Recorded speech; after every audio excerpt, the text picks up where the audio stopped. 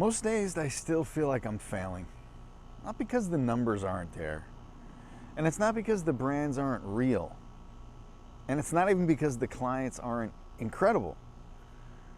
But because somewhere deep inside, there's still this voice that's whispering, it's not enough. You're not enough. You're still behind. Where does this even come from? I spent most of my life chasing more validation, more money, more proof that I was okay. It started as a kid when I was playing tennis, tried to go pro when I was 13. I was obsessed with rankings and tournaments and with being seen. And when that all burned out, I thought business would be different. It wasn't. It was just a new arena to chase the same ghost. So here's why winning didn't even fix it.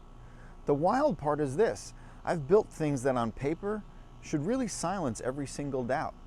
Multi-million-dollar brands, 85,000 followers on LinkedIn, a network of brilliant founders. Enough money to not really worry. But here's what nobody really tells you. Achievements don't delete your insecurities. They just give them new language. So instead of worrying, am I good enough to win this? Am I smart enough to do this? Am I good enough to deserve this success? What if it all goes away? What if I'm actually a fraud and no one sees it yet? You see, most founders feel this. They just don't say it. When I started talking to other founders about it, I realized something. Right? This isn't just me. It's the quiet operator running a $10 million agency who still thinks he's failing because he doesn't have a personal brand. It's the post-exit founder who has wealth but feels invisible online, secretly ashamed of it. It's the VC-backed CEO who's terrified every single board meeting is going to expose just how little they actually know. This voice, it's everywhere. It's just usually hidden behind things like polished posts, grateful to announce updates, lists of wins and frameworks. Okay? But here's how I manage it, because frankly, it never really goes away. I wish I could tell you that there's a moment when it all disappears, but there isn't. But here's what I've learned to do. Okay, first of all, you got to name it. Instead of letting it swirl, I say it out loud or even on paper. Right now, I feel like I'm failing. Not because I actually am, but because I'm terrified of slowing down. That alone steals so much of its power. Second, I anchor to evidence. When my brain says, you're falling behind, I remind myself of the brands I've built, the clients who trust me, the portfolio that grows quietly, the life I get to wake up to. It doesn't always work, but it does slow the spiral. Third, I keep moving calmly. This is big, folks. I don't sprint to outrun the fear anymore. I move with it.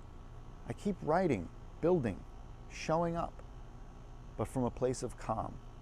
Because growth from fear, it only feeds the beast. Growth from clarity, that actually stinks. And here's why this matters for quiet founders. If you're here, if you're watching my videos, it's probably because you're like me.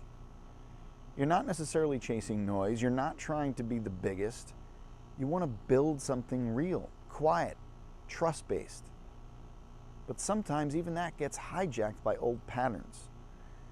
We tell ourselves things like, maybe if I post more, maybe if I hit $1 million faster, maybe if my next launch is bigger, then I'll finally feel safe. Then I'll finally feel enough. But it's a moving target every single time. So here's what I want you to hear. This is what I hope this gives you permission for. To still feel like you're failing, but to keep building anyway. To be scared and to still show up.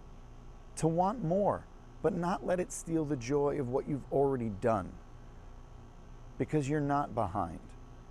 You're just living inside a mind that was trained probably from a very young age, to measure your worth by the scoreboard. So yeah, most days, I still feel like I'm failing. But here's the difference now. I know that voice isn't me. It's old wiring, it's fear. It's the part of me that once thought safety only came from winning. So I let it speak. But I keep going, quietly, steadily, building trust, creating enough. And if you're still here and you're still listening, you're probably doing the same. This is my message to you, to keep going. One of the best ways to keep going, subscribe to this channel. Talk soon.